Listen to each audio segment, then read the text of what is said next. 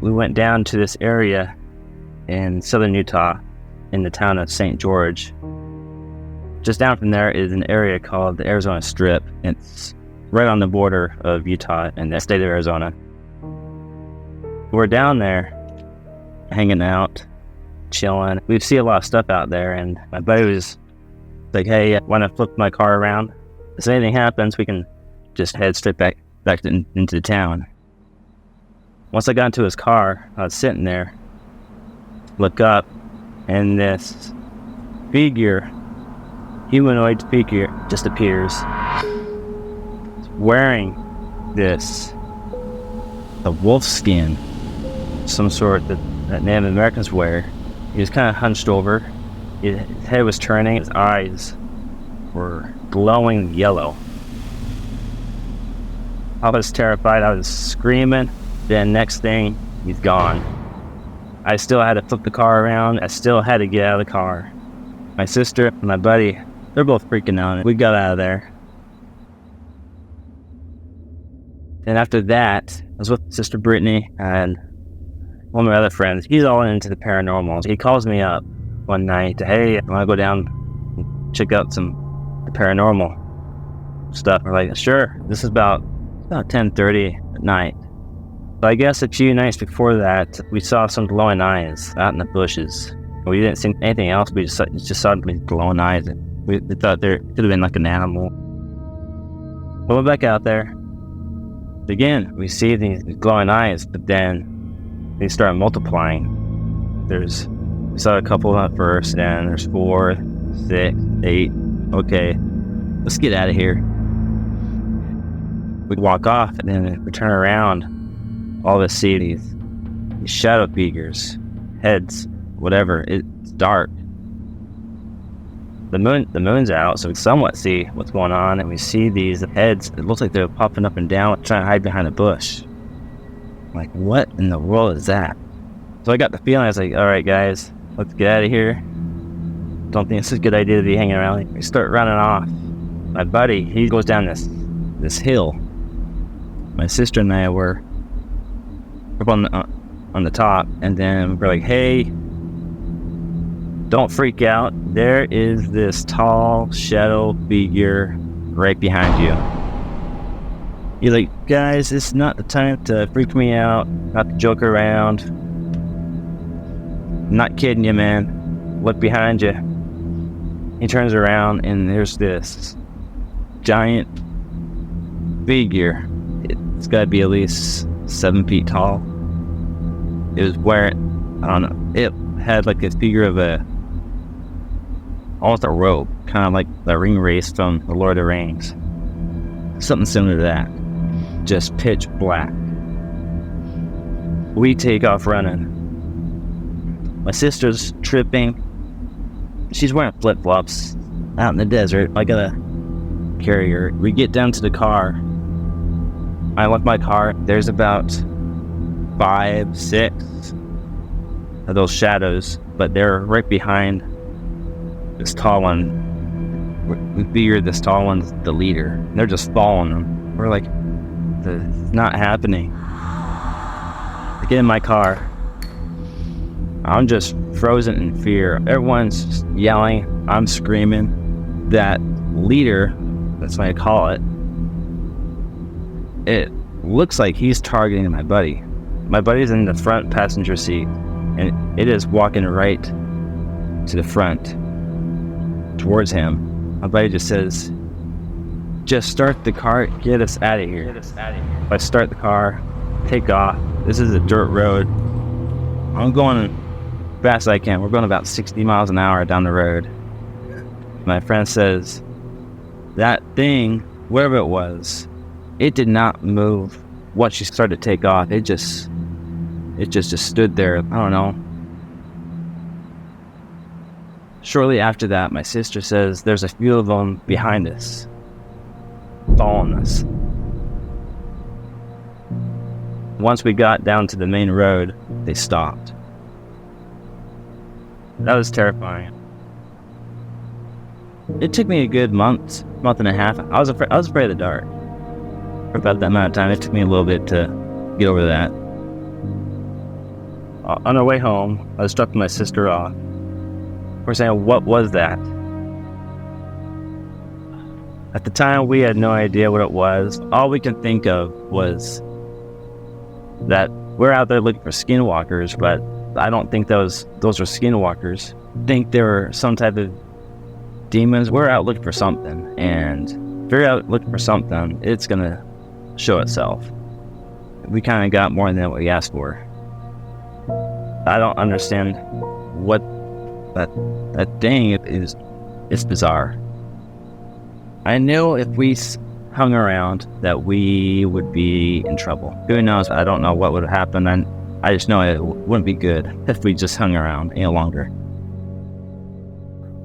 So we tried to tell the story of the experience with a lot of people. A bunch of our friends, they're like, oh, you're just full of it. That didn't happen. I'm like, well, how did all three of us see it? All three of us can't imagine the same thing. We've had some people who believe this. I got to the point where I didn't really share it because we just got made fun of for it. So kind of left it at that for quite a while. I tried to look it up. Only thing I can find was what I've looked up. They said they're called shadow men. There's some that look exactly what I saw, like the robe type figure. Then there's one that I did not see, but there's one that wears a hat, which I did not see. The other ones, they didn't have really any shape. They were just like a black blob kind of floating behind. I've only gone back twice. I really don't like going back out there. I've gone out once. I'm usually with other friends doing something else. I did something with photography and stuff with telescopes. I kind of want to be with a large group of friends if I'm going to be out there at all. I just won't go out there by myself. Strange. Every time I go out there at night, even if I'm not out looking, I feel like I'm being watched. I don't know. It's kind of eerie.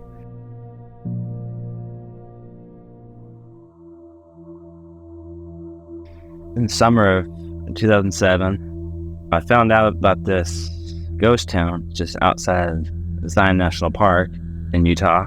This ghost town is called Grafton. It's been a ghost town. It finally died into a ghost town officially in the 1920s. We get there. We've been there a few times, so we're checking out the cemetery. This cemetery, it is the definition of a Western cemetery. It's got old headstones, sandstone headstones.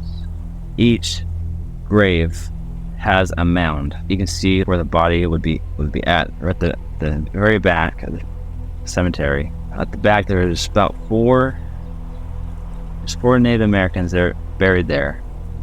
We saw 5. I took a picture of it. My friend, he had this flashlight. There's no smartphones back then. We used whatever camera we had on our cell phones at the time. I got a picture of this. We took a picture of the headstone. We're telling some friends about this, the grave we saw. We went back. It was about a week or two later. Went back. We could not find the headstone, the grave. We knew where it was at. There was no headstone, no marker. There was no mound, as if the grave never existed. There's no ground disturbance. Well, if we've got the picture, it's right here. Like, this is not happening. The next morning, I research, get on there, no record of Pocum in the cemetery. There was 5 there when we went there, but there was total of 4 in the records. But we went back several times that year, that summer. We asked Pocum if he's around. When we play it back, I don't know what language it was. We've got the EVP. I don't know if it was Native American, Navajo. I don't know. There's like a whisper. It was distinct. There was something there. It was whispering. It's clear as day. It's there. And I still got that recording. I try to research and I can't find anything. How that grave disappeared, but yet we've got a picture of it, or the mound disappeared.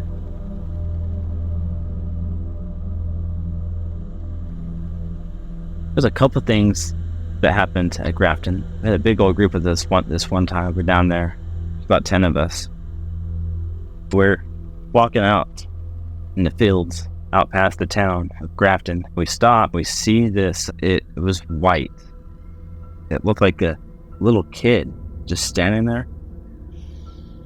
They're pretty far away. It was about 500 yards, maybe a little closer. We saw this object just standing there.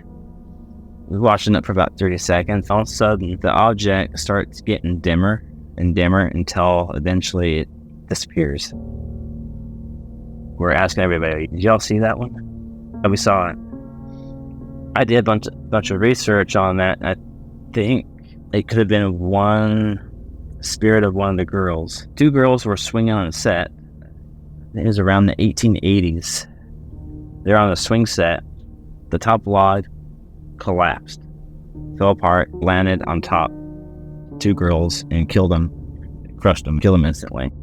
There's tales of two girls, their spirits wander around at night.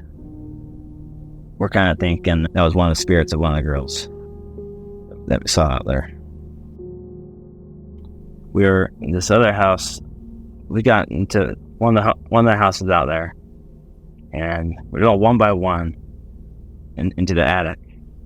Start going. We hear this sound like a piece of wood getting thrown across the room. Like, what in the world was that? And one of our friends that was with us, she just freaked out just to begin with. Out there, one of the other friends like, "Hey, oh, that was me. I bumped into some wood. Some wood tipped over." She's like, "Oh, okay, whatever." Afterwards, he told me, he says, "That wasn't me. There's no wood. I came from the other room." You kidding me? I was like, that place has a lot of activity. It's usually at night. I've been there more at nighttime than I have in the daytime. It's scary. A lot of them are just old settlers from that time, just, I don't know, just kind of hanging out. I don't think they're meaning to scare anyone. They're just appearing. It's our human nature to be curious. Sometimes we get more than we ask for. My same buddy, we went out to this cemetery in southern Utah. Went there at night. It's closed off at night. We ended up jumping the fence. You had to walk a little bit before you actually made it into the cemetery. We started going. We didn't quite make it in all the way. We started hearing the stuff. By the time we got to the end, we saw this thing swinging by the trees from distance. What is that? Couldn't tell. Then we started hearing this. It wasn't a drum, but it was like a beat, a constant beat of someone like hitting the metal piece, constantly a consistent tap. First, it was a ways away. Slowly, it started coming closer and closer. I was like, okay, let's get out of here. We're running, then the sound. It sounds like it is directly right behind us as we're running. We jumped the fence again to get back out. That sound's still behind us. Get in the car. And as we get it in, this owl buzzes the windshield. Does this have anything to do with, I don't know what, but whatever it was, I think it was letting us know we weren't welcome. Another time, all the roommates were out of town. I was hearing a bunch of stuff around the apartment. I started hearing things from the kitchen. I called my mom and I said, "Hey, is it alright if I stay the night? Stuff starts happening over here." She's like, "Yeah, it's fine." I'm laying on the couch. All of a sudden, the oven turned on as it started preheating by itself. I go over, turn it off. I'm not staying the night here, and I'm by myself. I packed up some stuff for the night and headed over. So I think whatever was over at Grafton followed me to my home. I didn't really experience really much to that. I kind of want to do it again, but I don't know what I want to find this time or what I'll bring home with me.